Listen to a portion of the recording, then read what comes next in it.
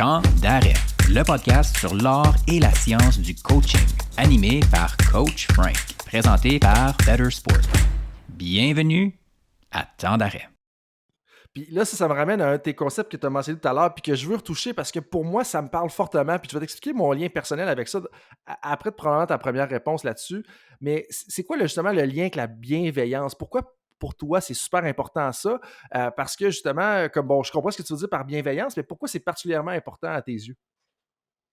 Parce que la bienveillance, là, ça veut dire être capable de faire des actes volontaires de générosité, d'être attentif, d'être compréhensif. C'est ce que les gens recherchent en 2022. Puis honnêtement, c'est ce qu'ils vont rechercher dans les années à venir. Je vais te donner juste une petite statistique puis c'est intimement lié aussi au concept d'intelligence émotionnelle. Là. Mais je vais te donner une petite stat qui va peut-être t'ouvrir les yeux. Puis c'est pas pour diminuer les capacités cognitives, là, loin de là, parce qu'ils sont très importantes, puis on en reparlera plus tard.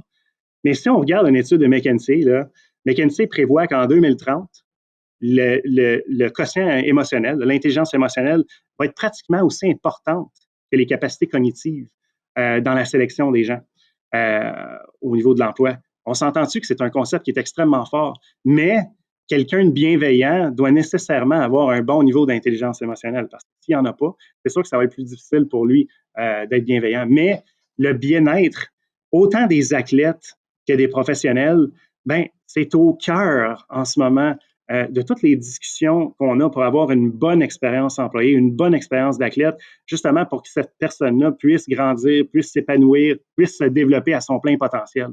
Et c'est pour ça que c'est assez important, parce que si tu n'es pas bienveillant comme tel, tu vas avoir un impact plutôt négatif sur ta force de travail, sur tes athlètes, et c'est pas ce qu'on veut. Pas en 2022. Non, puis pas dans les années à venir non plus, je te le confirme. Ouais, c'est ça. C'est pas juste arrêter dans le temps, c'est pas juste 2022. Mais là, donc, c'est quoi la place aujourd'hui pour toi du bonheur au travail? Parce que quand tu me parles de bienveillance, pour moi, ça me parle particulièrement. Ou est-ce que, est-ce que c'est justement l'élément qui va différencier? Et ça fait un peu un lien avec tes deux dernières réponses, les deux derniers commentaires que tu as faits.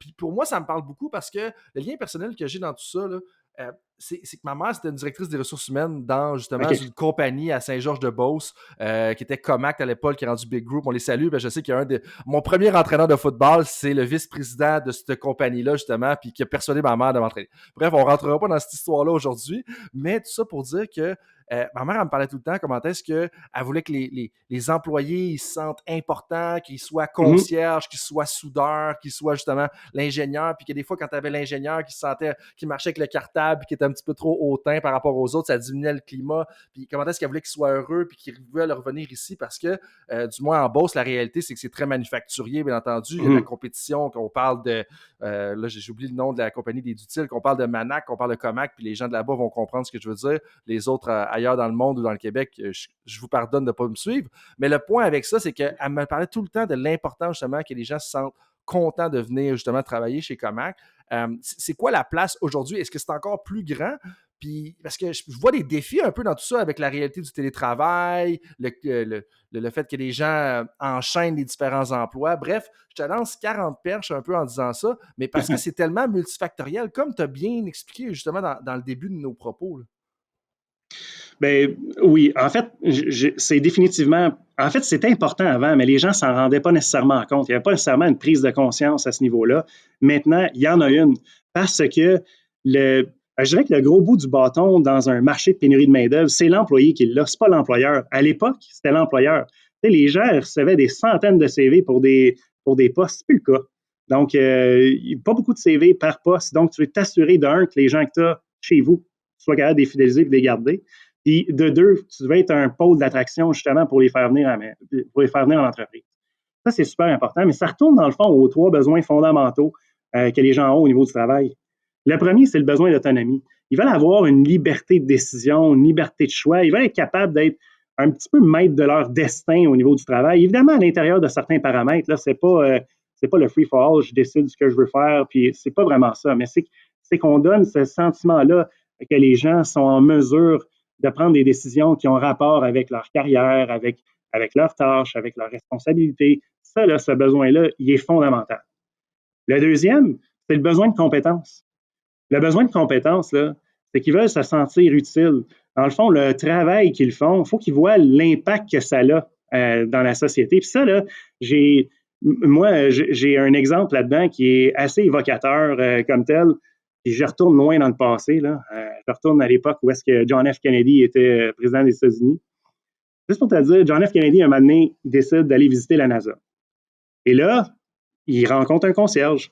Et il demande au concierge, c'est quoi son rôle, qu'est-ce qu'il fait, puis tout ça. Il dit, je travaille à envoyer quelqu'un sur la Lune. Mais on s'entend, là, il a demandé ça à un concierge. Mais pour cette personne-là, son sentiment d'utilité était tellement fort et son attachement à l'organisation était tellement fort. Le premier réflexe qu'il a dit, hey, il passait, c'est la personne qui lave, là, qui passe le balai, tout ça. Le premier réflexe qu'il a dit, je travaille à envoyer quelqu'un sur la Lune. Ça, pour moi, là, c'est extrêmement fort comme message que ça envoie. Là. On s'entend-tu? Cette personne-là se sentait utile comme telle dans l'organisation. Et ça, c'est super important. Il faut que quelqu'un soit capable de voir le travail qu'il fait, l'impact que ça a sur les succès d'une organisation. Et le troisième, j'allais dire, ça revient à ce que tu disais au départ, justement, l'importance de clarifier les attentes, mais aussi que les gens ils connectent à la mission et la vision. Puis il y a un des défauts, puis ça, c'est une critique que je fais quand même régulièrement. On est bon à créer une mission, à créer une vision, l'écrire ses murs, même à faire avec les valeurs. Mais à un moment donné, il faut aller plus loin, justement. Là, ça, il faut la vivre. Puis c'est un peu ce que je dis. Puis après ça, il faut la vivre, mais pas juste la présenter en début d'année, la présenter dans notre rassemblement de l'équipe au complet. Il faut le faire de façon régulière pour que, justement, le concierge, l'ingénieur, tout le monde sente qu'il travaille vers un but commun. Tu sais. Donc ça, c'est vraiment important. Puis ça me parle vraiment fort ce que tu disais. Et là, je t'ai coupé en route vers le troisième facteur. Juste avant, parce que je vais renchérir ce que tu viens de dire, parce que pour moi, c'est important. La culture, là, c'est vrai que son spark, son étincelle, ça vient d'en haut. Ça descend. Mais pour moi, si on veut faire vivre une culture, ça part d'en haut, ça descend en bas, ça remonte en haut, ça descend en bas. C'est toujours comme ça. Et c'est comme ça qu'on est capable de faire vivre une culture en organisation parce que la volonté du leadership, c'est vraiment important parce que s'il n'y a pas de volonté en haut, il n'y en aura jamais un changement culturel. Par contre, il faut que ça se vive puis que ça bouge au sein d'une organisation. Si c'est statique, on ne sera jamais capable de faire une transformation au niveau d'une culture ou même faire vivre une culture. Et ceci étant dit, j'y vais sur le troisième, qui est le besoin d'appartenance sociale. Donc, être capable de connecter avec les autres. Puis ça, tu parlais tantôt de difficultés en télétravail, puis ça a été le plus gros défi des organisations au niveau de la connexion avec les autres. Je pense que avec la technologie, on a été capable quand même de connecter, mais ce besoin de relations humaines-là a quand même été impacté comme tel. Mais ceci étant dit, ça, l'appartenance sociale, l'affiliation sociale, super, super important pour que les gens se sentent vraiment investis et connectés au sein de l'organisation. Puis on le dit souvent, quand tu es capable de développer des amitiés et des relations fortes en organisation, que ce soit dans le milieu du sport, que ce soit dans le milieu du travail comme tel, mais c'est sûr que tu vas avoir un intérêt à rester au sein de cette organisation-là. Ça, c'est clair et net. Beaucoup d'études l'ont démontré comme tel, mais c'est fort. Si ces trois besoins fondamentaux-là sont comblés, la personne va être heureuse en emploi. Donc, autonomie, compétence et appartenance sociale. Je serais curieux de t'entendre renchérir un peu plus parce que tu as donné un exemple de compétence, si je comprends bien, avec l'exemple de John F. Kennedy et la NASA et le concierge. Mais est-ce que tu as un exemple où tu as peut-être des pistes sur comment promouvoir l'autonomie? Parce que moi, je vais donner un exemple concret. Certains entraîneurs, des fois, sont en charge d'une équipe d'entraîneurs. Puis des fois, ils vont dire, OK, ils vont décider les éducatifs que les autres entraîneurs vont devoir rouler durant leur pratique. À d'autres moments, ils vont décider l'habileté. Ils vont décider, OK, tu devrais travailler sur le patin arrière, tu devrais travailler sur les lancers au but. Puis là, je te laisse choisir ce que tu veux faire à l'intérieur de ça. Et il y en a d'autres qui vont décider juste de dire, fais ce que tu veux. Où est-ce qu'on devrait se situer justement sur l'autonomie? Puis j'ai l'impression que la réponse est vraiment plus grise que noir ou blanc, comme je viens de le faire, mais je serais curieux de t'entendre là-dessus. Oui, c'est sûr que la réponse est grise, il faut le prendre au niveau du contexte comme tel. Il faut voir aussi le degré d'autonomie que quelqu'un a besoin aussi au niveau de ce besoin d'autonomie-là. Mais ceci étant dit, déjà, quand on laisse le choix, par exemple, de certains exercices qui pourraient être faits au niveau d'une pratique, par exemple, c'est déjà un bout d'autonomie qu'on vient de donner. Hein, ce n'est pas le coach en chef qui devrait décider de tout ça comme tel. Il s'entoure. Dans le fond, c'est aussi simple que ça. Comme gestionnaire, comme leader, comme coach, tu vas t'entourer de gens qui vont te permettre, dans le fond, d'atteindre ton objectif ultime. Il faut que tu leur fasses confiance à ces gens-là, puis ils ont un rôle à jouer aussi à l'intérieur de ça. Donc, si tu ne leur donnes pas d'autonomie puis que tu contrôles tout, tu es un peu en micro-gestion. Micro-gestion, ce que ça fait, c'est que tu impactes définitivement le moral des gens qui sont alentour de toi, mais ultimement, dans l'organisation, même au niveau du coaching, les joueurs vont regarder ça puis ils vont se dire oh my God, il contrôle tout. En anglais, on dit c'est un control freak. Ouais, c'est un micro-manager. On ne veut pas ça en organisation. Au pire, entoure-toi pas de personne. Si tu veux gérer comme ça, entoure-toi pas de personne puis garde l'autonomie pour toi. Mais si tu t'entoures justement de gens, ben c'est parce que tu veux leur donner ce degré d'autonomie-là puis de liberté de décision. Tu peux le paramétrer, c'est normal, parce que c'est quand même toi, ultimement, qui est imputable. Mais si tu t'entoures de bonnes personnes, tu les as choisis dans le part du temps, ben c'est vraiment important que tu sois capable de leur donner cette liberté de choix-là. Puis ça revient justement à une citation que j'ai entendue, je ne suis plus trop sûr de la source, selon ma mémoire, ça serait Steve Jobs, mais c'est comme pourquoi on embauche des gens intelligents pour après ça leur dire quoi faire. Tu sais, je veux dire, ça fait aucun sens. C'est un peu le même principe que d'embaucher un bon coordinateur défensif, d'embaucher un bon entraîneur des attaquants, un bon entraîneur des gardiens de but, un bon entraîneur des avants. Comme en bout de ligne, si tu embauches cette personne-là parce qu'elle est compétente et intelligente, pourquoi après ça lui dire quoi faire? Puis il lui a enlevé cette autonomie-là. Puis ça, pour moi, en passant, c'était effectivement Steve Jobs. Mais ceci étant dit, comme leader, comme coach, ce qui est vraiment important, tant qu'à moi, puis là, on dérive peut-être un peu du sujet, mais tu dois t'entourer de personnes plus intelligentes que toi, qui vont être meilleures que toi sur...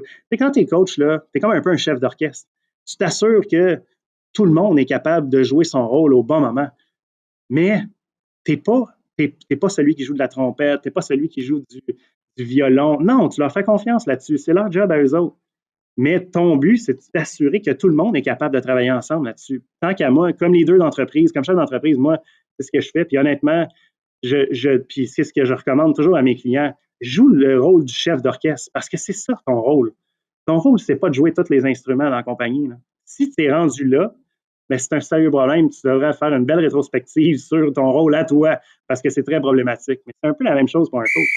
Puis justement, quand tu parles de ton